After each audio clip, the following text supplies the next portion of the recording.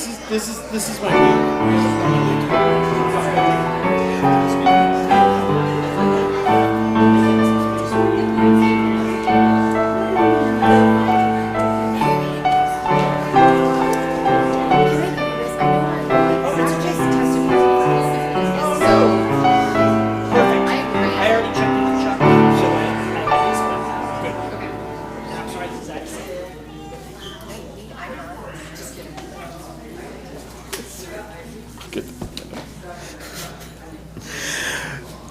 The music you just heard is your invitation to settle in and prepare for our worship service.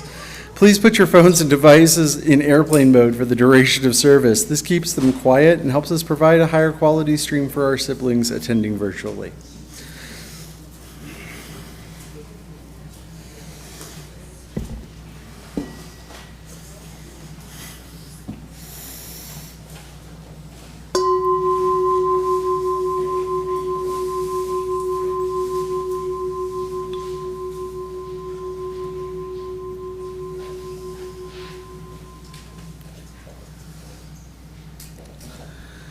Please know that whoever you are, wherever you are from, whomever you love, wherever you are on life's journey, you are welcome here.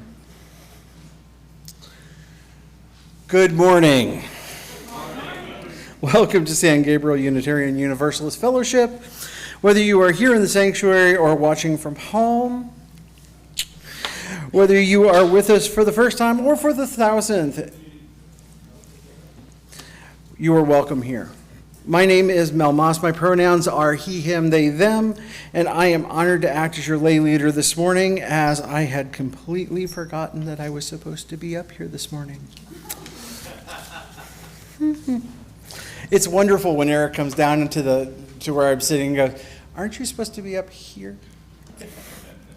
Oops.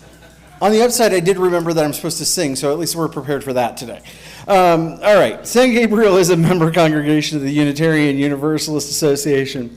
We are a movement working for a just, peaceful, and sustainable world. Sustaining each other here in community is just one part of that work.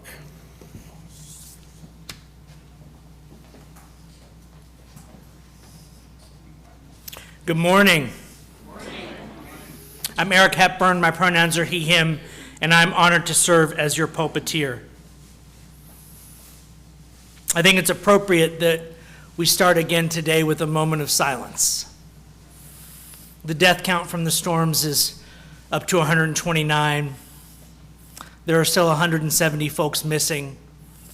Today's rains means that the crews out searching for those folks are having to take a break from doing so because it's not safe for them to be out there. So I'm going to invite you into a moment of silence, prayer, meditation, and reflection,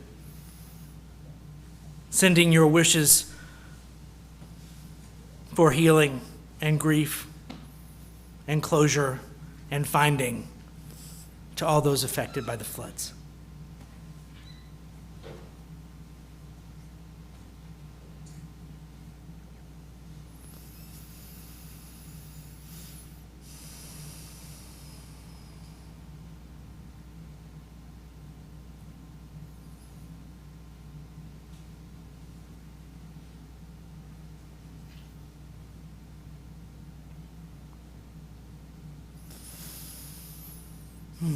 Thank you. Please join me in reciting the words to light our chalice.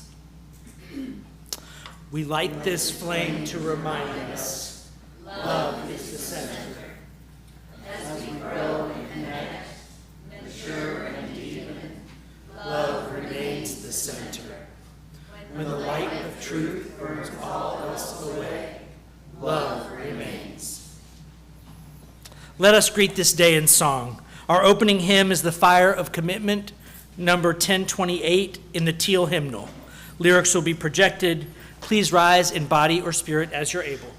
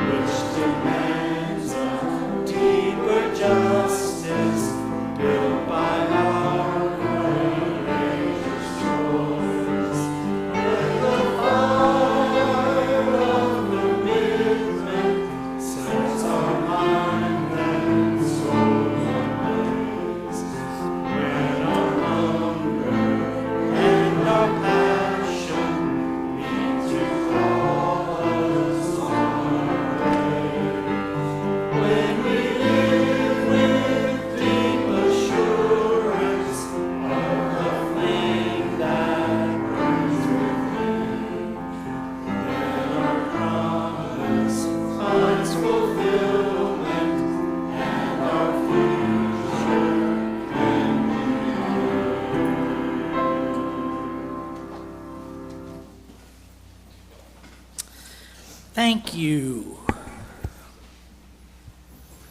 We are going to try something a little bit different with our Wonder Box for the next few weeks. So I'm going to invite the children to stay in their seats with their families, and I'm going to invite Candace up here to share the Wonder Box with everyone. Good morning. Good morning. Thanks. We're starting a new theme in RE, and it's going to be a theme that goes over July and August, and it is the Magical Summer of Service, where we will be adding magic to the world through acts of service for others. So we're going to open up our Wonder Box and see what's in it to give us a clue as to how we're going to serve others today.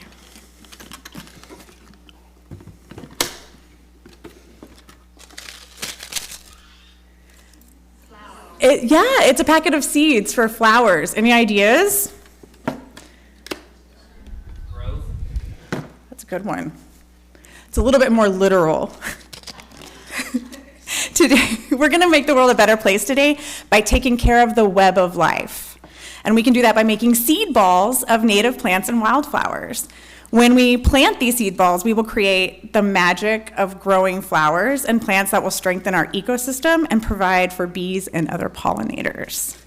And the more we make, the better. So all youth and children wishing to go to RE are welcome to join me as I walk out to the little house.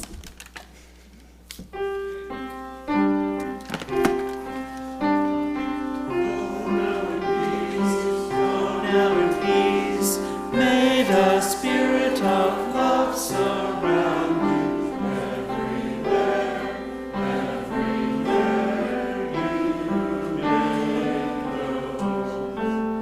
Blow now in breeze, blow now in breeze. May the spirit of love surround you everywhere, everywhere you may go. Sometimes we're carrying something on our heart that can prevent us from being fully present. Here in this community, our sharing of these things with each other is medicine. It is part of healing. And like all good medicine, it must be concentrated and potent. So I invite you to aim at 2 to 3 strong sentences. So if you're carrying a joy or a sorrow or both on your heart, I invite you to raise your hand for the microphone.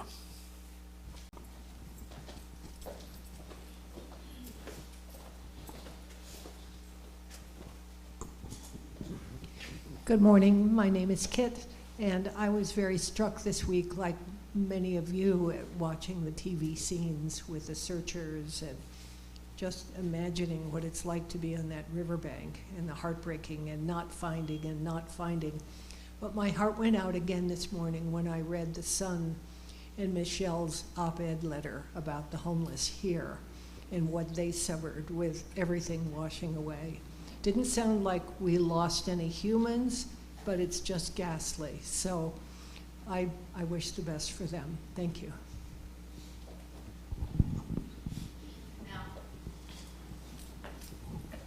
I'll be right there, Michelle. Hi, I'm Bridget. My mom was just diagnosed with stage 4 pancreatic cancer. So for peace and pain management for the days, weeks, and hopefully maybe a few months ahead.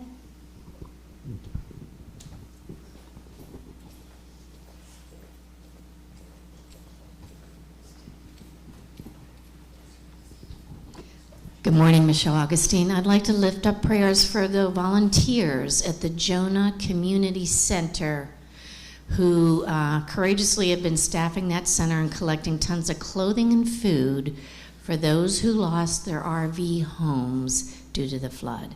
So know that we do have volunteers in our community that need our prayer for strength.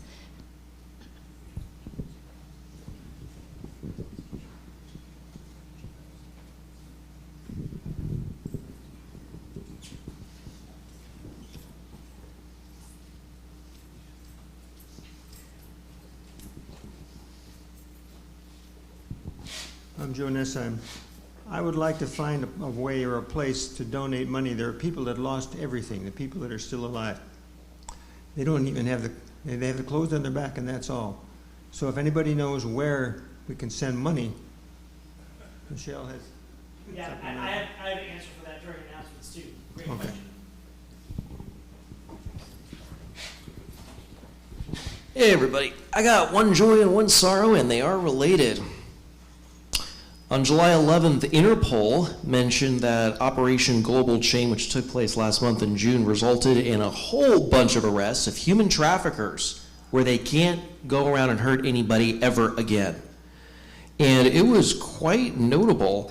They seized 899 units of narcotics, 65 fraudulent documents, but probably most importantly, 1,194 potential victims were rescued. Now here's the sorrow. There were about 45 different participating countries that were involved in that Interpol operation. Guess which country, which superpower was not involved? Yup, you'd be correct. Everybody from Slovakia to all sorts of places in Eastern Europe and elsewhere were involved, but not the United States federal government. Make of that what you will, but I'll probably mention it later.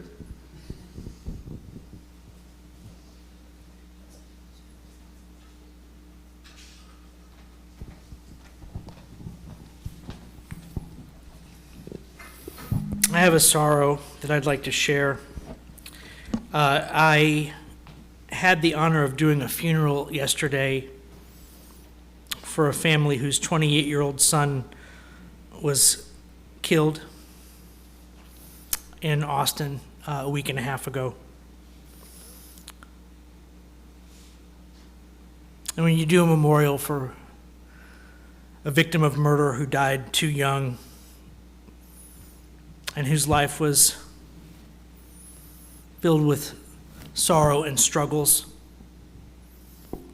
with self-medication, struggles with unresolved grief and trauma, struggles with the criminal justice system. It's a reminder that the systems we build land on human beings who are mothers and sons and daughters and sisters and brothers.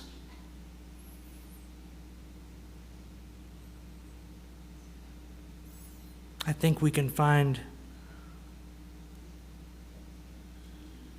real justice and stop passing off this terrible system that pretends that revenge is a form of justice, because it just isn't.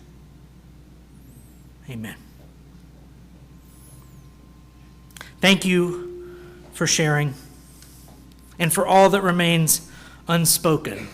The love of this community is with you. For our anthem this morning, we have Mel Moss performing Past, Present, Future.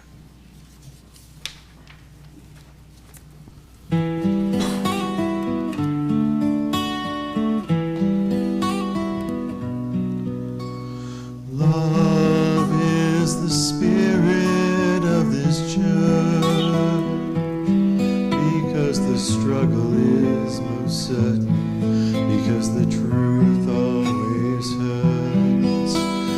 Love is the spirit of this church, because we hold these things as sacred, those ancient wells we inherit.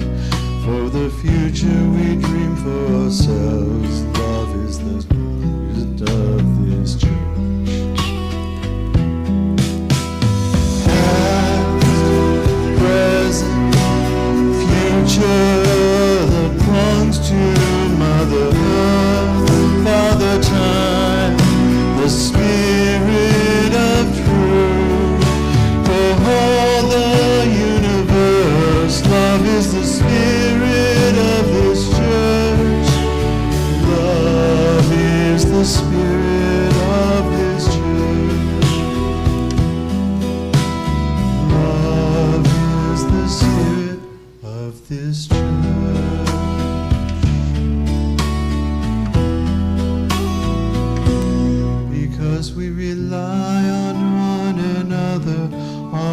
earth's creatures are ours to take care of, and because hearts belong for kinship, love is the spirit of this church. Past, present, future belong to Mother Earth, Father Time, the spirit of truth. In all the universe, love is the spirit of this church. Love is the spirit of this church. Love is the spirit of this church. Life happens in cycles, our lives come and go. Eventually, after those cycles, the body of earth becomes our own. The future belongs to those who pay attention. The future is what we hold sacred.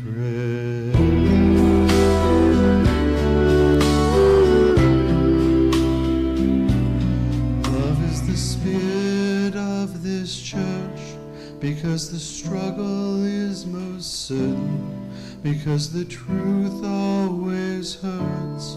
Love is the spirit of this church.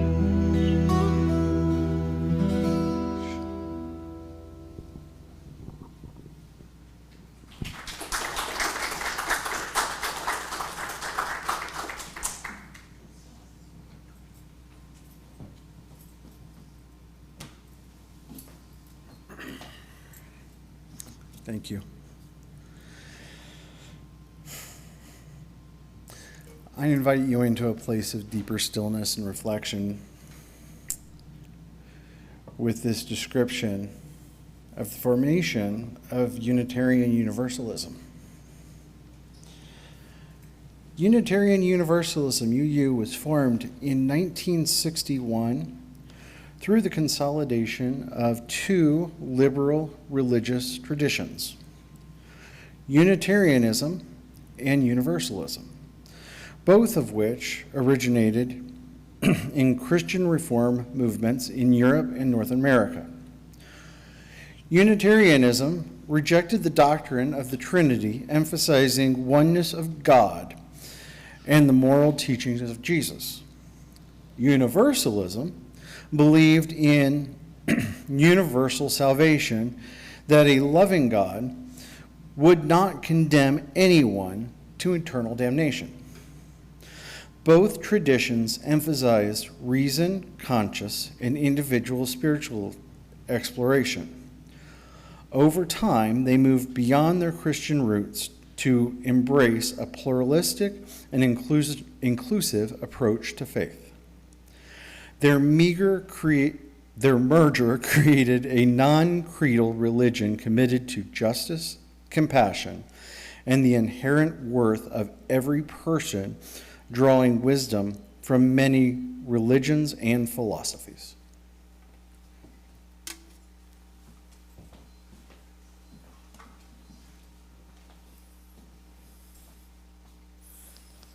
All right, Frank, let's put up the first slide.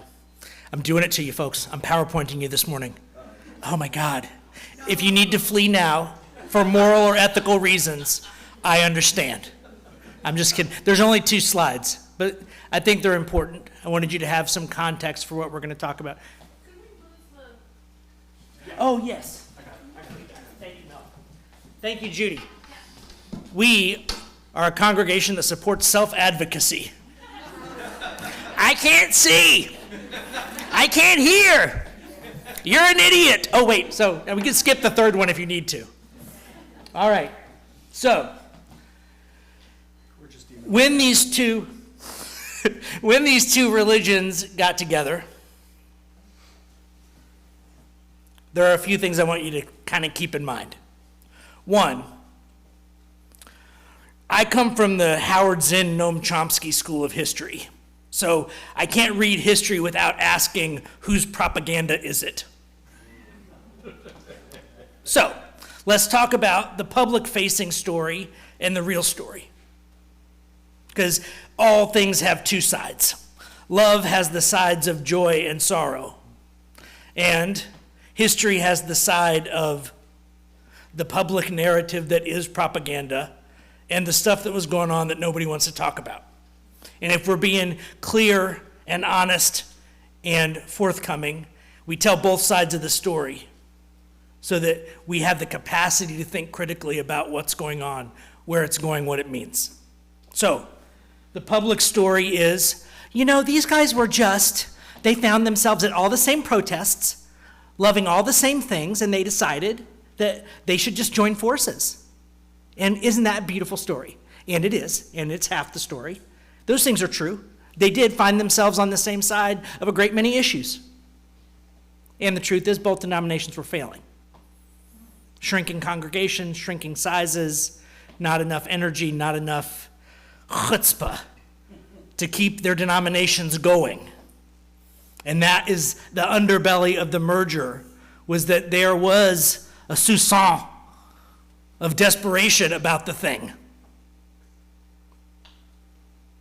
A not enoughness that you can still smell and taste lingering in the culture of the thing here 60 years later. A self-preservation kind of thing that comes out of a hardship, especially when you don't acknowledge that it happened.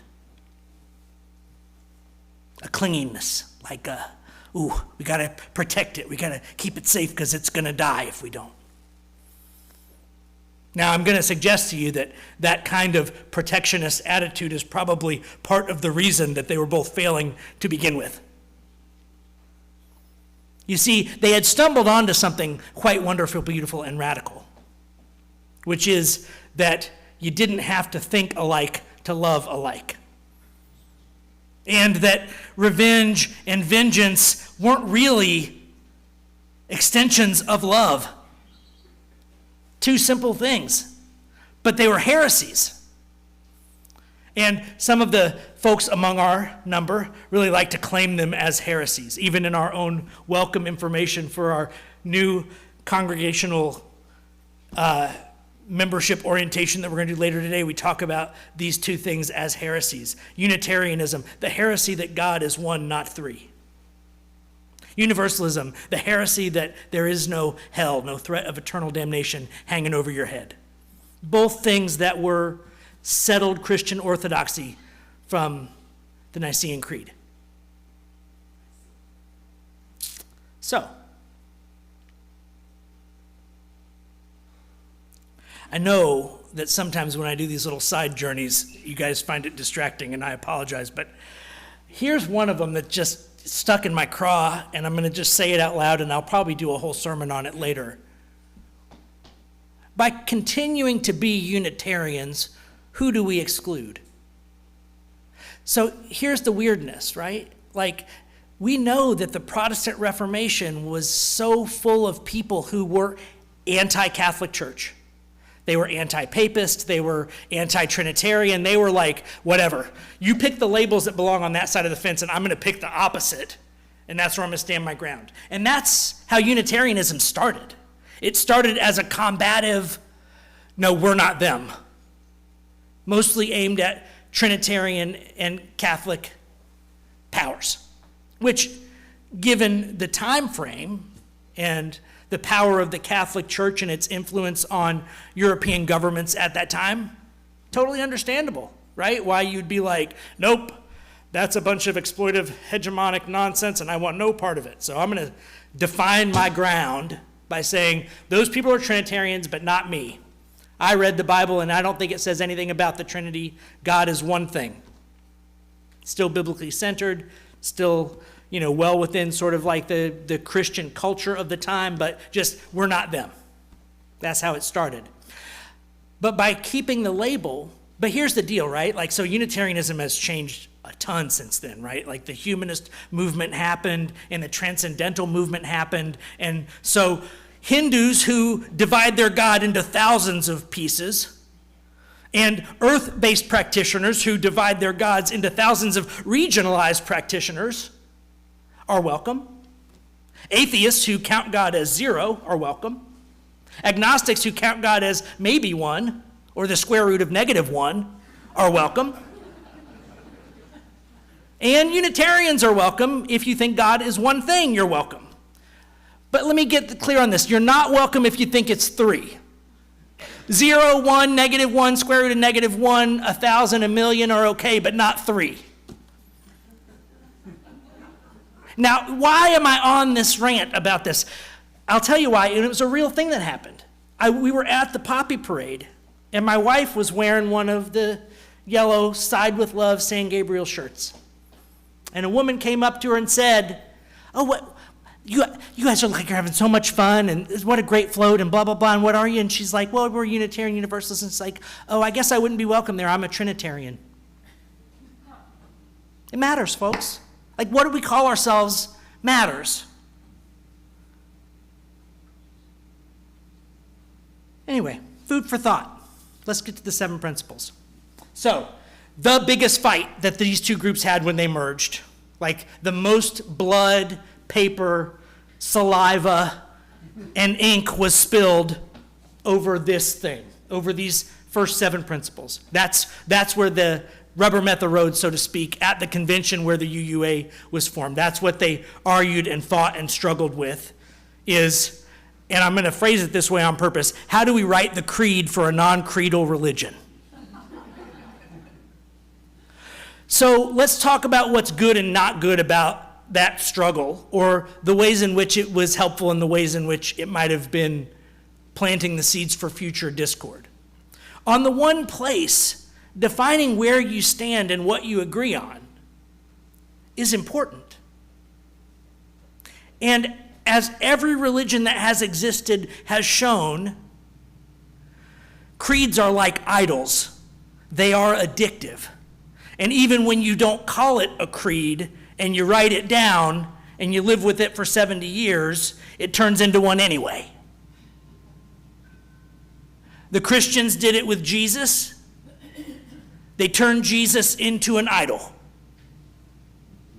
We did it with the 7 principles. We turned them into the creed that isn't a creed.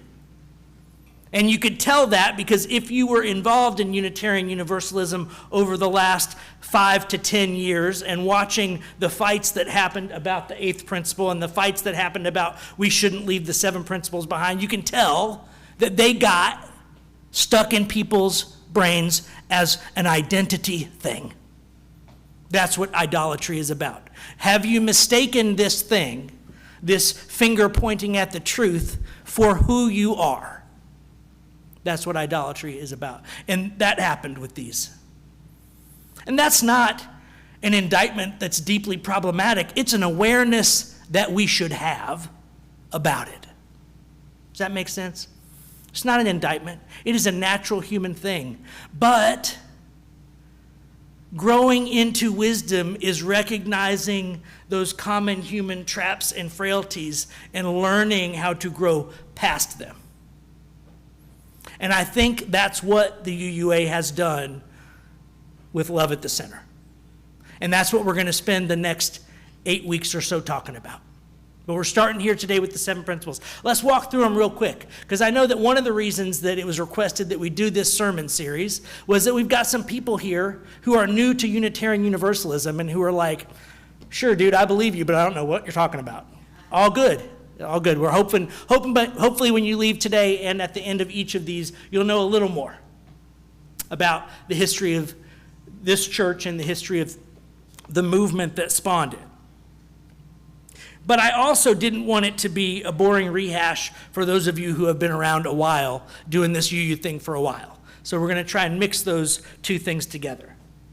The first principle, the first of the original 7, was the inherent worth and dignity of every person. I got to stop on this one for a minute.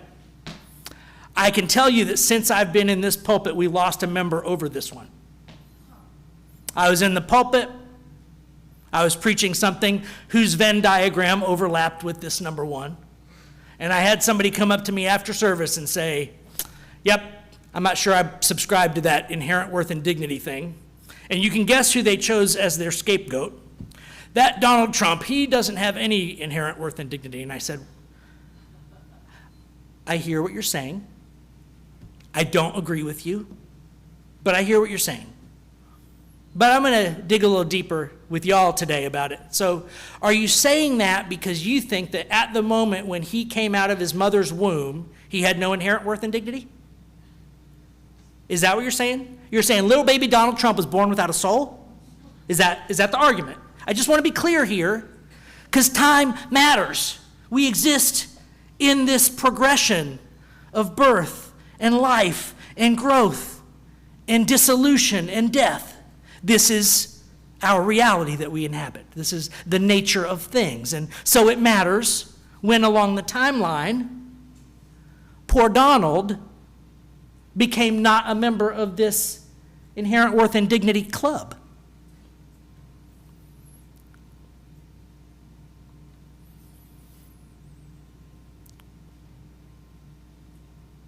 Are there things we can do in our life that are so bad that we forsake our own membership in the club of inherent worth and dignity?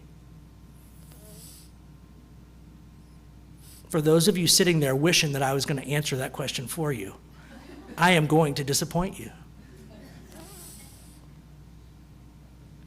Spiritual wisdom is often described as the ability to hold contradictory, competing ideas as both deeply true at the same time.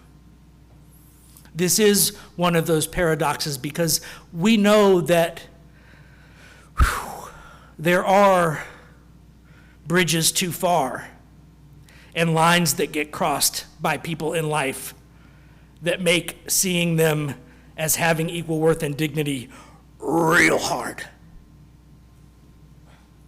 People who have hurt us, people who have hurt people that we love, people who seem to get pleasure out of hurting people. There is a deep truth that hurt people hurt people. What's interesting to me is I haven't found anybody who hurts people who wouldn't hurt. And I don't know if that's just about the universality of trauma and getting hurt, or if it's just an invitation to remind us that there's always a deeper place to dig to find compassion if we're motivated to do so.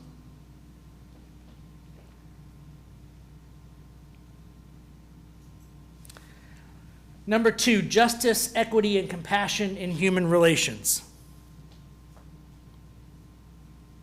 Number 3, acceptance of one another and encouragement to spiritual growth in our congregations. Number 4, a free and responsible search for truth and meaning. Number 5, the right of conscience and the use of democratic process within our congregations and in society at large. Number 6, the goal of a world community with peace, liberty, and justice for all. And number 7, respect for the independent web of all existence of which we are a part.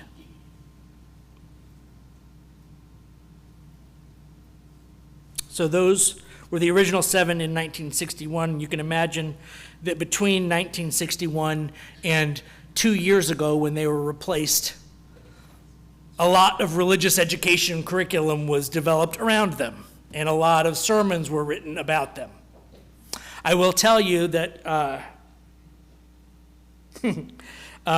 as someone who loves a good heresy, one of my earliest ministers in my UU path called them the 7 banalities. Slightly more aggressive and derogatory than many UUs would be comfortable with. But he had an interesting reason for doing that. He said that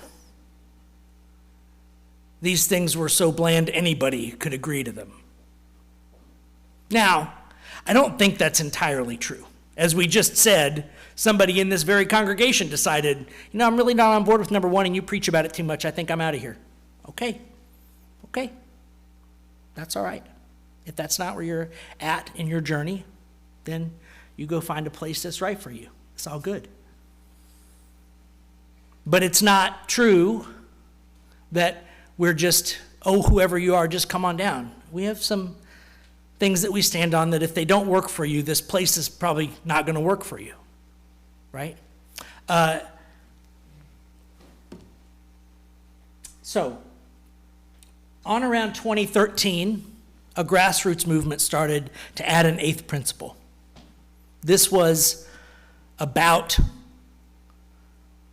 the broader, deeper cultural phenomenon that resulted in things like Black Lives Matter and Me Too. This was, that was the upwelling that was happening in a socio-cultural way that resulted in this grassroots movement to add an eighth principle. And this was also the litmus test that told us that we had accidentally stumbled into the world of creedal idolatry, because the resistance against it was fierce and entrenched. But let's read the language of the eighth. The language is quite different than the language of the first seven, which was either, depending on which side you landed on, an excuse or a reason why it wasn't appropriate. We covenant to affirm and promote, journeying toward spiritual wholeness by working to build a diverse, multicultural, beloved community by our actions that accountably dismantle racism and other oppressions in ourselves and our institutions. Now, I'm just going to let that hang out there for a minute, and I'm going to make another side comment. You can tell this is an American document. There are two reasons. One, we did the life, liberty, and justice thing, the peace, liberty, and justice. It just has that sousson of American, life, liberty, and the pursuit of happiness about it. Now, the second one is this. All the people who were excluded from that promise of what America was supposed to be, the unlanded, the poor, women, people of color, non-conforming folks of all stripes, they knew that you could write something that sounded real good, like the equality of all people, and then just not do it. Right? That's the world we live in. The country we live in made that promise and then was like, yeah, but not you. Oh, and not you. Oh, and really, we just meant those folks, but we'd be happy for you to serve us tea. And we have some bathrooms that need cleaning and some crops that need picking. Would you be willing to do that? Yeah. And by the way, we're going to keep you undocumented so that we can exploit you without breaking our own rules. Is that okay with you? Oh, you don't really have a choice? Oh, I'm so sorry. Bless your heart.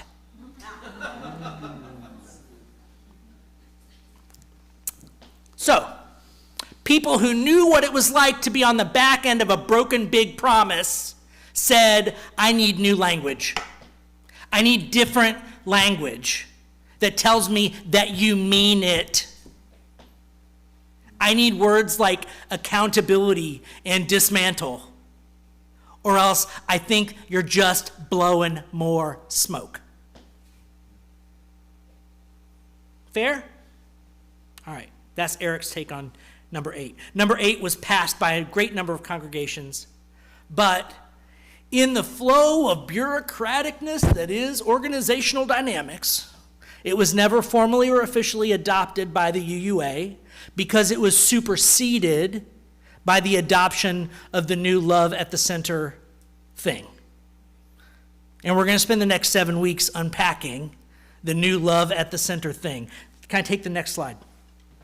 Just to give you a preview, this is what it looks like.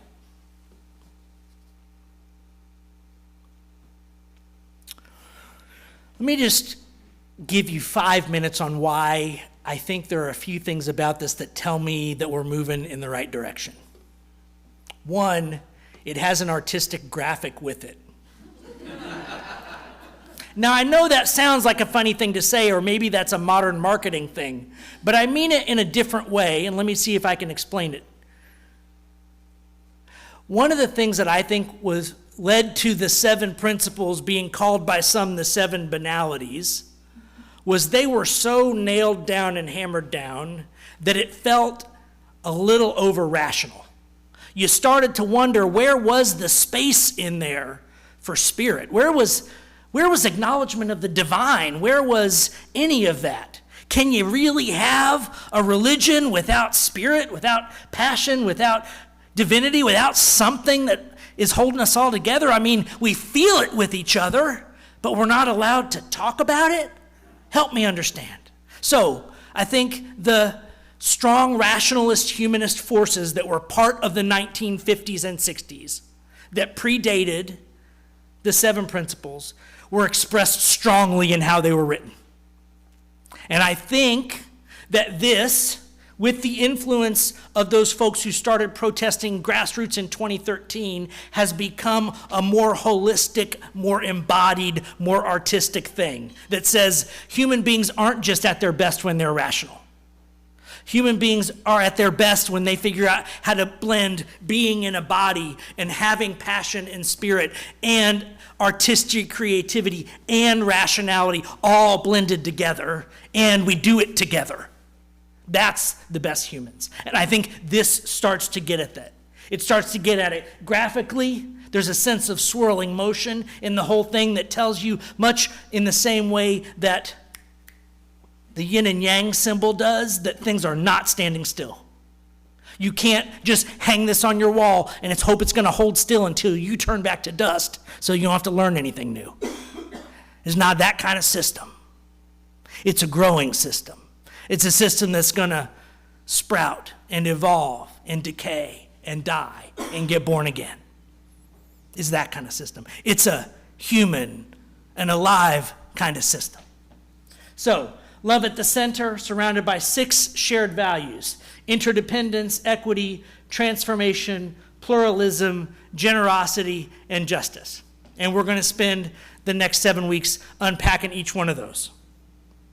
Or at least with you listening to me riff on what I think about them. Which may or may not be the same thing. I'm not sure. But I think it's a move in the right direction. There are a couple other things that I want to hit on. I've already, I think, covered this one that I had a note here for myself that says it's significantly easier to aspire to being non-creedal than to practice being non-creedal. I think we've talked about that one enough. If you're designing a system for change over time, don't leave the time element ambiguous. So, the UUA said, they knew how much they had fought over the 7 principles, and they said, we need to revisit these from time to time. Oh, cop out, cop out. All right, I'll tell you, when I was at First UU Austin, and we did a new mission, vision, values thing, I insisted, I was not alone, but I insisted among others, that it not be left ambiguous. We had a pattern that we had discovered where we had a tendency to fire our minister every 7 years. And if you wonder where that whole 7-year itch thing came from, if you study organizational dynamics, you'll see it is a real thing.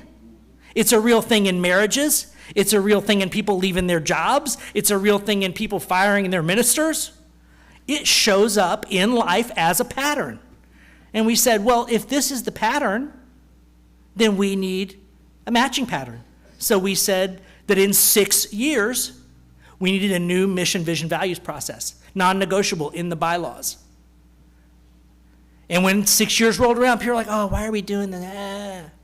But we rewrote the bylaws, and the minister didn't get fired. Because we started a process where we asked the community again, what is it that you value? How does it match what you're seeing in this church every day, every week, every month? What you're hearing from the pulpit, what we're doing in social justice, how does it match what's missing? And the new voices, the people who weren't there when we did it before, got to have buy-in on the process. And the people who had not wanted that minister to get hired before, they even started and were kind of just waiting for their chance to get rid of them, were invited into the room to be like, well, what is it that you want to see in this church? You can't just talk about doing it together, folks. You have to do it together, the work of figuring out what we are about. So, the UUA didn't do that. They didn't say, this is when we're going to do it. And you can tell they waited too long because there was a grassroots movement that said, hey, wake up. There's some stuff that needs to get addressed here, right? And then it still took them another decade to get it done. For human big organizations, that's not terrible performance, but it's also not great. So, light side and the dark side. Ultimately, they did it and they came up with something good. The way they did it leaves some things for us to learn from about how to do it better next time. Here's my last ponderance. So I left you with a big ponderance at the beginning, which is, if we're all born with inherent worth and dignity, is there things that we do in our life that are so bad that we get excluded from the club? Here's another big question to ponder over the coming week. If, as I would propose, the most amazing and best thing about Unitarian Universalism is that they stopped fragmenting over disagreements about the 1% so they could unite over agreement about the 99%, if that was the best thing about Unitarian Universalism, why'd we stop? Why haven't we invited the Quakers, who are at all the same protests we are? Why haven't we invited them to join? Why haven't we invited other people from non-Christian alignments? Why haven't we said, hey, we're all siblings and brothers and sisters. We should be doing this together. Why did the invitation stop? I'm going to tell you a dumb story. I love my dumb stories. Y'all have to tell me whether you like my dumb stories or not. So once upon a time, I went to the Mormon Tabernacle Choir in Salt Lake City, Utah. And if you go there, there's a big spiral that you climb that tells the history of Mormonism. And when you get to the top, you're standing there with one of their acolytes who's there to do Q&A with you. And I got to the top and I said, I'm really impressed that you guys kept yourself open to ongoing prophecy. You weren't just like, oh, prophecy happened 2,000 years ago and then stopped, and then we just have to carry it through time. You said, hey, maybe there's new prophets, maybe there's new revelations to be had that are worth thinking about, listening to, that inspire us to grow. And I said, so here's my question, how do you keep your eyes and ears and hearts open to new revelation? And they said, well, after him, not really. Now I guess, new revelation would have to come from the leader of the church. And I took my glasses off, because I like to do that for affect, my son will tell you. I took my glasses and I said, are you trying to tell me that you institutionalized prophecy? And they said, yeah. And I put my glasses back on and I said, yeah, good luck with that. Prophecy is the voice from the margin that tells you how you are wrong, or tells you a better way to be right. Prophecy is not a thing of comfort. Prophecy is a leadership thing, but it is not capturable. If you try to capture prophecy, you end up with a zoo animal. And as we know, zoo animals are not mistakable for their wild brethren. For one thing, when I see their brethren in the wild, I'm not filled with sorrow like I am when I visit a zoo. I'm not filled with a sense of despair that we've put life in a cage and pretended like it was edification. You can't cage prophecy, folks. You also can't hear it if you choose not to listen for it. So, for the next 7 weeks, we are going to listen for the voice of prophecy in these new principles. We're going to listen for the things that threaten the banal. We're going to listen for the things that invite us into a future worth inhabiting with each other and all of our brothers and sisters and siblings. Amen.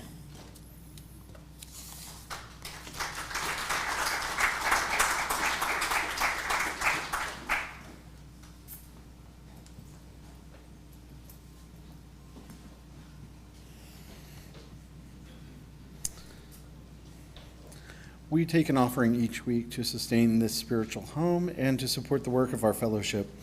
If you are visiting, we invite you to fill out a visitor card, which you can put in the plate or returned to the visitor table in the back. For offertory music, we have What a Friend We Have in Jesus, performed by Gene Olson. The offering will now be gratefully received. Thank you.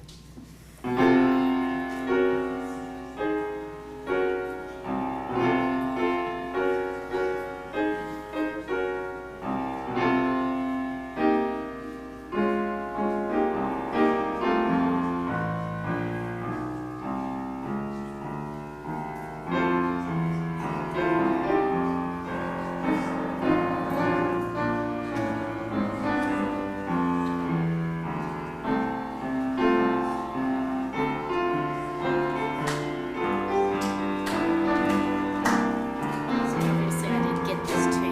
What are you going to talk about? Flood donation. Oh, I was just going to remind people to look at the messenger because you can get gift cards through the neighborhood food foundation next week. Oh, right, that's good. And then, you read that. Yeah. So they're helping house the people from the RV parks and hotels. I'll hold this up and I'll put it on the print table.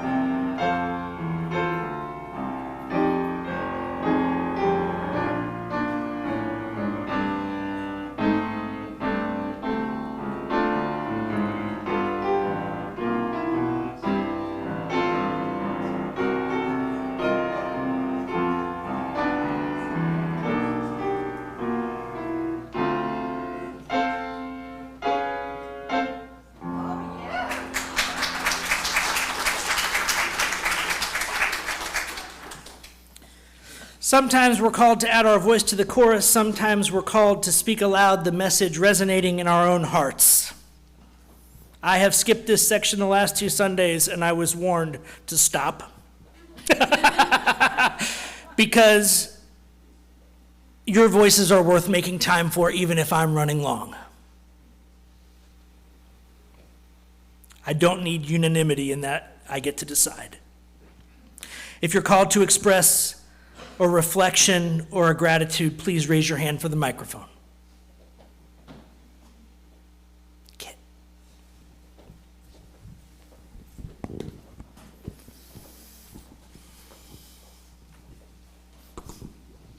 Hi. I just want to thank you for bringing up the hard stuff. You know, there's a lot of stuff that seems a little bit simpler and easier. Hate these people, avoid these people, wrong color, wrong action. Then there's the exquisite people. And in the middle ground, it's confusing and opaque, and it floods like the Guadalupe River. And that's where you went to the heart of this morning. So please continue. Thank you so much.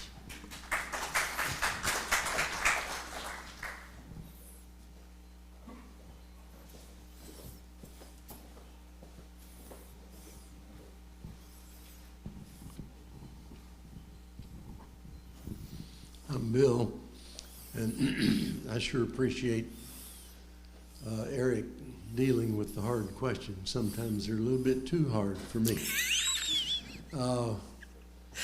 But I think we overlooked something this morning. And I don't know if I'm making more out of it than it should be.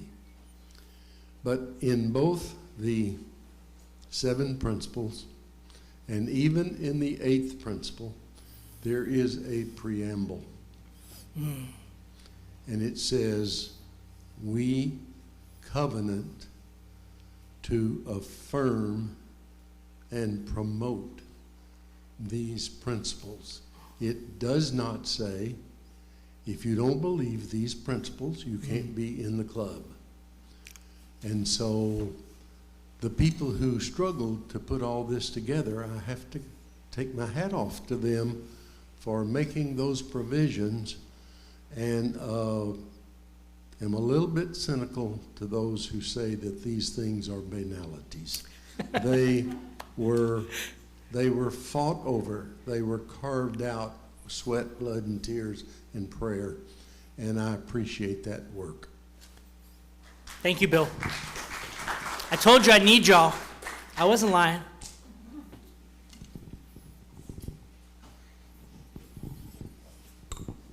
Bridget, I love this. And that first principle might have left some people to leave, but it is what has brought me in. And one of the things I hear in it, though it's not said, is acceptance isn't approval, and it's not condoning. So it can be a truth without, you can love someone, you can see their humanity, and also reject their actions. And I really appreciate that, and that has brought me in. You'll learn more about me later, but I'm a recovering Lutheran pastor. So thank you for today.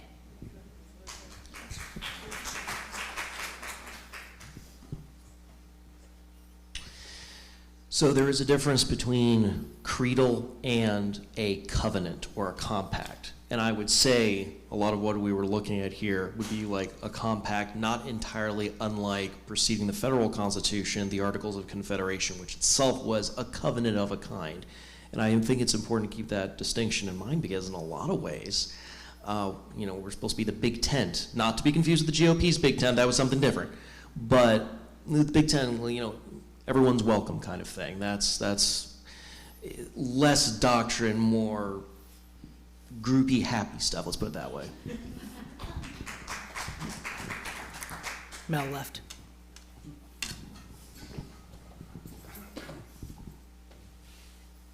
I'm reminded of a book that really grabbed my brain by Professor Joseph Ledoux, who's the professor of neuroscience at New York University, in which he described we have three systems operating in our brains: emotion, cognition, and motivation. That also connected for me the 4 or 5 years of education and from my seminary training, focusing on the model of prophet, priest, and king that comes out of the Old Testament, and particularly is highlighted and zeroed in on Jesus' life as a prophet, a priest, and a king. And I realized that what I've needed to heal in my brain, and I appreciate the focus on healing that we've been through, is a brain that's in harmony with those three systems: prophet, priest, and king, or emotion, cognition, and motivation, is a happy brain. And I realized that's where my pain and sadness and suffering has come from, because my emotional side was needing to be nurtured so significantly. And so it's been a guide for me to pay attention to my emotional, cognition, and motivational functions in my brain, correlating with the biblical model of prophet, priest, and king. And I see the integration of that coming together in what you presented here, Eric, that we as a group are putting together, and in a closer harmony, what it means to say cognitively, this is what I believe, to say emotionally, this is how I'm feeling and what motivates me, and the motivational part that has to do with fulfilling needs, so that I get done with what needs to come together in my brain, so that I have a brain that's in harmony with itself, and thereby a happy brain.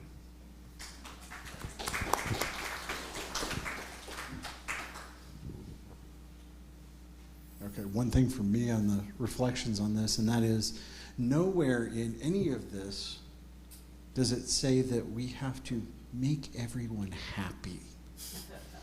There are going to be moments where we're going to come at each other, and it's just, we're going to not everybody in the room is going to be happy all the time. And not everybody in the room is going to agree all the time. And we have to be okay with that. We have to be okay with not being okay with everybody all the time. Which, thank you.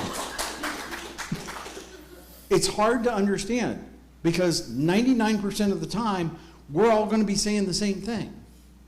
We're all going to be on the same side of the protest sign. We're all going to be on the same side of the street.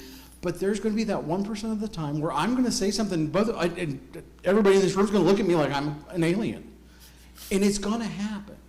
But we have to be okay with that, which comes back to that first principle. It also comes back with we all have to be in that center of love, because if I come at you and I'm sounding like an alien, I'm still me and you guys still love me for who I am. Amen. I'll reflect back to Mel real quickly. The teaching from Prentice Hemphill, the book we read last year as our congregational read.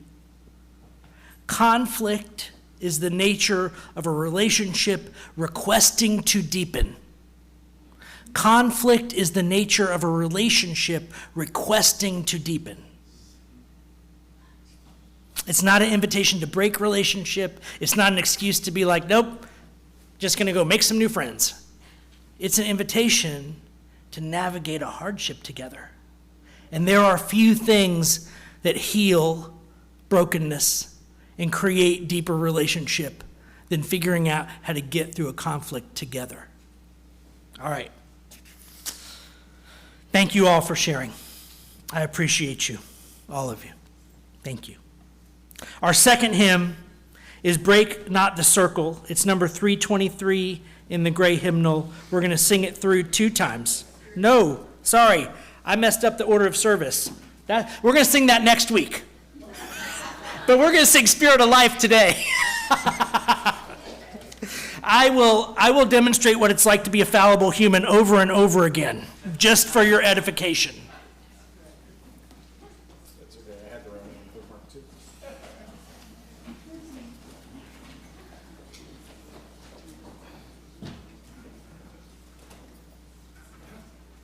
I'm sorry, Gene.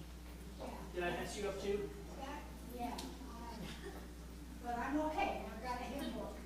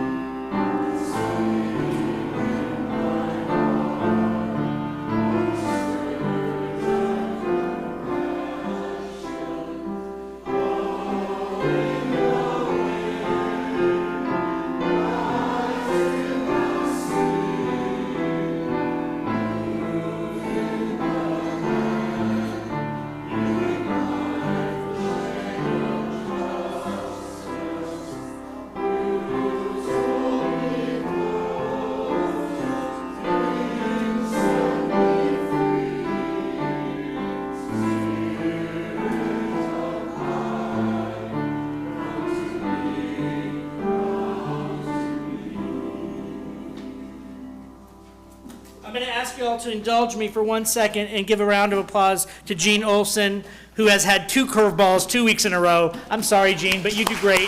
Thank you. Thank you. And I'm going to try to not do that to you anymore, obviously, that too. As I teach my son, it's not an apology that you mean if you're going to do the same thing that you just did over again. How is your son? My son is healing and recovering well from foot surgery. Thank you for asking. And for those of you who will be, it's announcement time. Thank you, Bill, for the excellent interlude into announcements. Despite the rain, the San Gabriel Summer Picnic is still on tonight at Roots That Bind Us. Potluck contributions are encouraged as we received 5 times the RSVP of the original planned event. So, it's out at the Roots That Bind Us. There are directions and a link to RSVP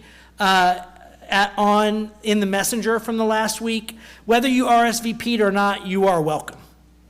So, it's at the Roots That Bind Us. You can ask Chuck about it. You can ask Emily about it. Emily, raise your hand. You can ask Emily about it. Zach, unfortunately, who has been our co-host in this, I think just came down with the COVIDs.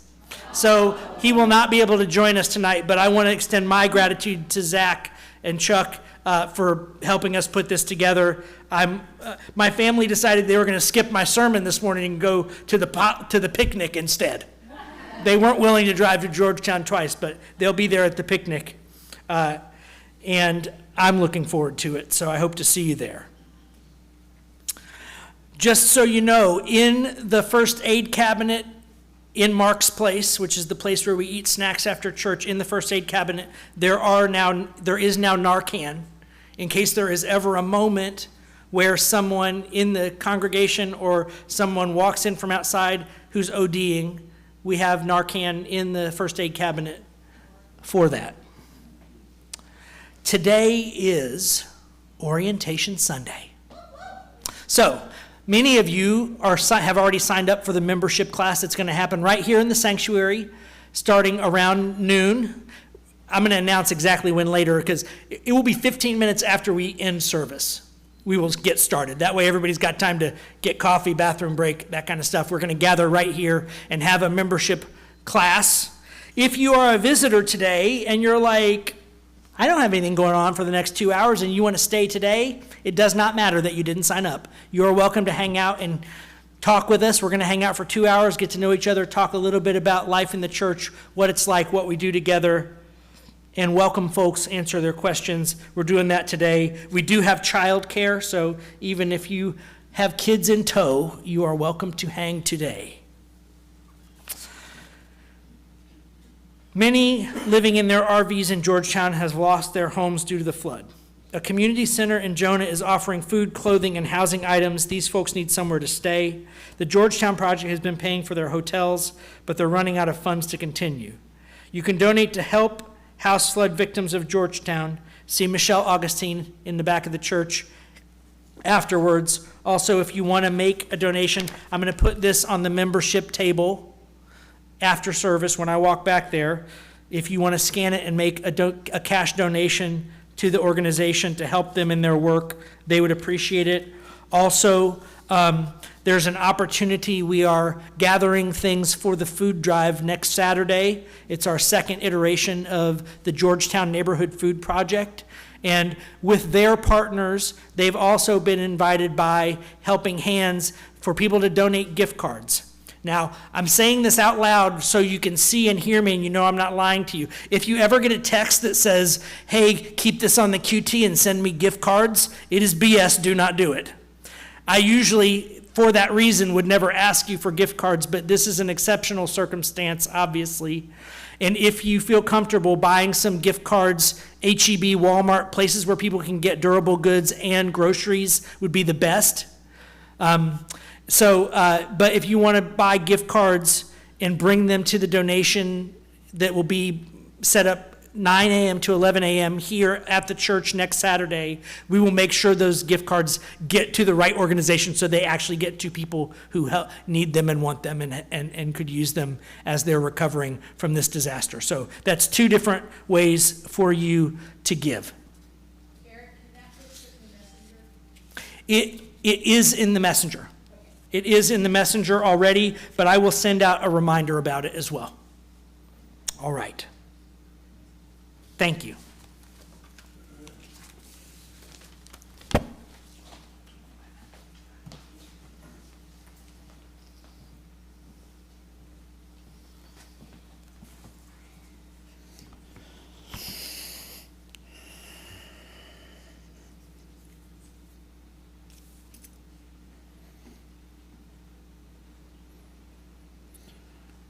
Before we get ready for our affirmation, I'm going to ask that we close this the same way we opened it. I'm going to ask for everybody just to take a moment of silence for everyone, that's not only for those that are currently helping and those who need assistance today, but just for everyone who's dealing with this and everybody who's stressed out by it, because this affects everyone, not just the people who are directly affected, but everybody who reads a headline and is stressed out. Everybody that touches this is being stressed out by it. It affects all of us.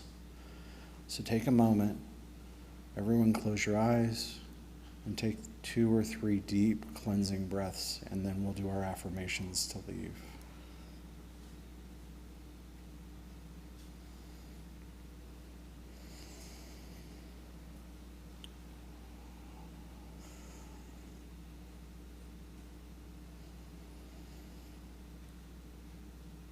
As we prepare to return to the world, we remind ourselves through our affirmations to carry our work from this place to every corner of our lives. Please join me in the call and response. Love is the doctrine of this church. We are here to love. The quest of truth is its sacrament. We are here to learn. Service is its prayer. We are here to care for others. To dwell together in peace. We are here to live in peace. To seek knowledge in freedom. We are here to honor our differences. To serve humanity in fellowship. We are all connected in spirit. To the end that all souls shall grow in harmony with the divine. We are here to grow. Thus we covenant with one another. This we promise to do together. Please join me in reciting the words to extinguish the chalice.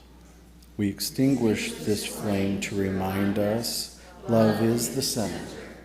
As we explore and rest, engage and heal, love remains the center. When all we can see is cold ash, love remains.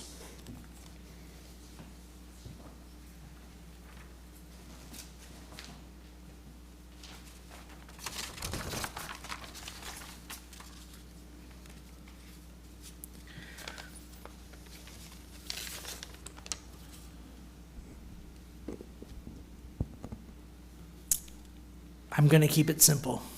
Your benediction today is to go in peace. Be gentle with yourself. Be kind to others. Amen.